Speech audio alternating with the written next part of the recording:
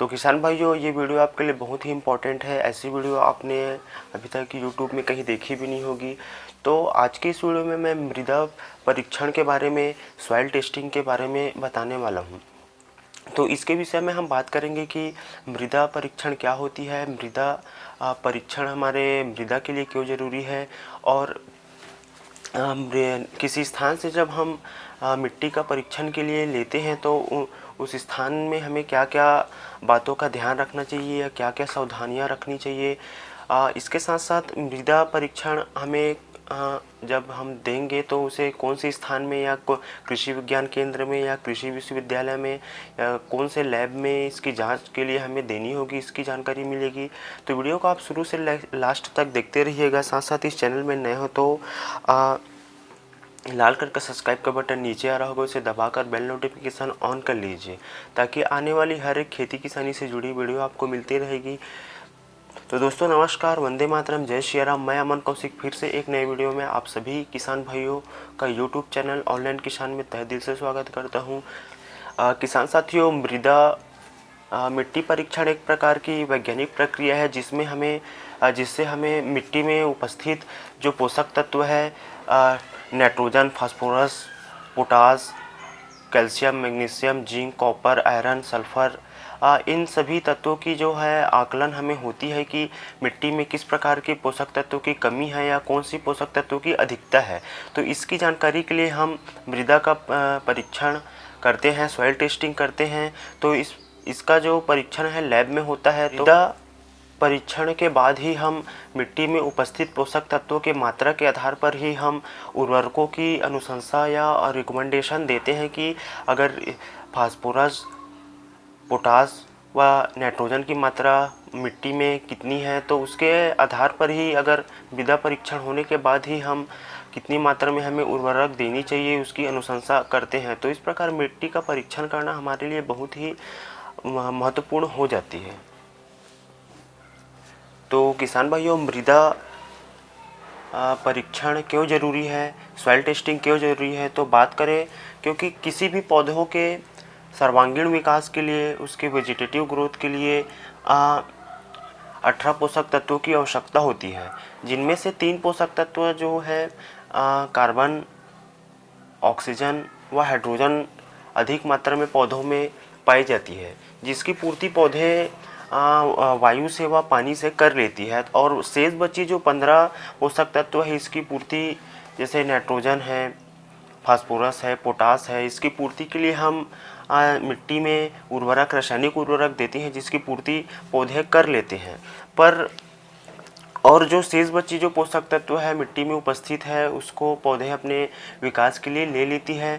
लेकिन लगातार हमारे सघन फसल लेने की वजह से मिट्टी में पोषक तत्वों की कमी हो जा रही है। तो उसका जो अनुमान है हम ऐसे लगा नहीं सकते, तो उसके लिए हमें मृदा का परीक्षण करना बहुत ही आवश्यक हो गया है। भाइयों, मिट्टी परीक्षण या सॉइल टेस्टिंग हमें क्यों करनी चाहिए ये जान गए होंगे। तो मैं और कुछ बातें आपको बताना चाहूँगा। मिट्टी परीक्षण से हमें मिट्टी की किस्म के बारे में जानकारी मिल जाती है, मिट्टी की किस्म के बारे में जानकारी मिल जाती है, जिससे हमें मिट्टी में जल ग्रहण व जल धारण की क्षमता कैसी है। सब्जी के लिए अगर हम मिट्टी प्लॉट बना रहे हैं तो इस स्थिति में हमें मिट्टी का परीक्षण करना बहुत ही आवश्यक हो जाता है। पीएच लेवल क्या है सॉइल की, पीएच लेवल की जानकारी हो जाने से मिट्टी अम्लीय है, क्षारीय है, इसकी जानकारी मिल जाती है। अगर अम्लीय मृदा है या क्षारीय मृदा है तो उसके सुधार के लिए हम चूना या जिप्सम को ले सकते हैं। तो उसके साथ साथ इसमें घुलनशील लवण कितनी मात्रा में मिट्टी में उपलब्ध है, इसकी जानकारी मिल जाती है, क्योंकि अगर अधिक मात्रा में घुलनशील लवण है तो पौधों का विकास जो है अच्छे से नहीं हो पाता है। तो इस प्रकार मिट्टी का परीक्षण करना भी हमारे लिए बहुत ही आवश्यक है। किसान भाइयों, क्या क्या सावधानियां हमें मिट्टी परीक्षण के लिए जब मिट्टी एकत्रित करते हैं तो हमें रखनी चाहिए। तो किसान भाइयों, जब मिट्टी परीक्षण के लिए हम मिट्टी एकत्रित करते हैं तो हमें इन बातों का ध्यान रखनी चाहिए। जब भी आप मिट्टी ले तो वहाँ के ऊपर की जो घास है उसको साफ कर लीजिए। साथ साथ नालियों के किनारे, नालियों जहाँ की नालियाँ है वहाँ की मिट्टी को ना लीजिए। और दूसरी बात, जब आप मिट्टी एकत्रित करते हैं तो ऐसी स्थान से मिट्टी ना लें जैसे पेड़ के छांव की मिट्टी ना लें जहाँ की मिट्टी बह गई हो। ऐसी मिट्टी को आप बिल्कुल भी सॉइल टेस्टिंग के लिए नहीं लेनी चाहिए।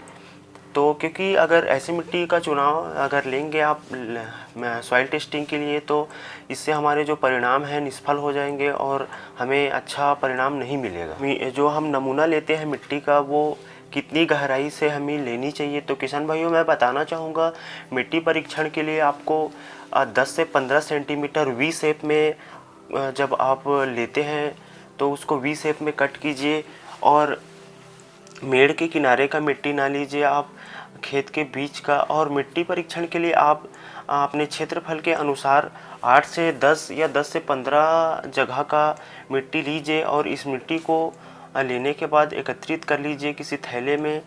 और ये 8 से 10 जगह के जो सैंपल है उसको लेकर आप एक थैले में एकत्रित कर सकते हैं। और ये अगर सब्जी की खेती के लिए 10 से 15 सेंटीमीटर गहराई तक आप मिट्टी ले सकते हैं। और बात करें फल वाले जो खेती होती है, फलों की खेती होती है, उद्यानिकी फसलों के लिए हमें 1 मीटर गहराई तक इसकी जो सैंपल है हम ले सकते हैं।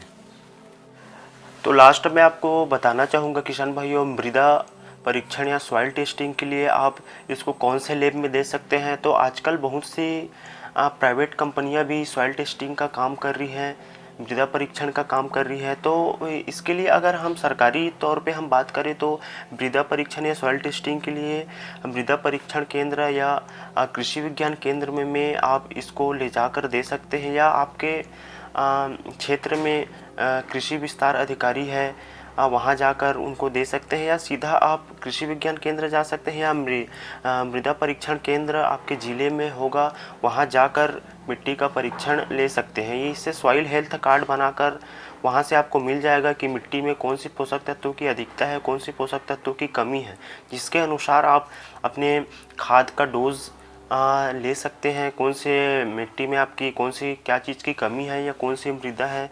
तो इससे आपको जो खेती करने में और आसानी मिल जाएगी और आपके जो फसल है वो बहुत ही अच्छा आपको उत्पादन देकर जाएगी। तो किसान भाइयों, ये वीडियो अगर आपको अच्छा लगा हो तो एक लाइक कर दीजिए। चैनल में नए हो तो लाल कलर का सब्सक्राइब का बटन नीचे आ रहा होगा, उसे दबाकर बेल नोटिफिकेशन ऑन कर लीजिए। और इस वीडियो को अधिक से अधिक किसानों तक शेयर कर दीजिए ताकि और भी किसान इस वीडियो के माध्यम से सॉइल टेस्टिंग की जानकारी ले सके। तो मिलते हैं फिर एक नए वीडियो में, तब तक के लिए जय श्री राम, वंदे मातरम।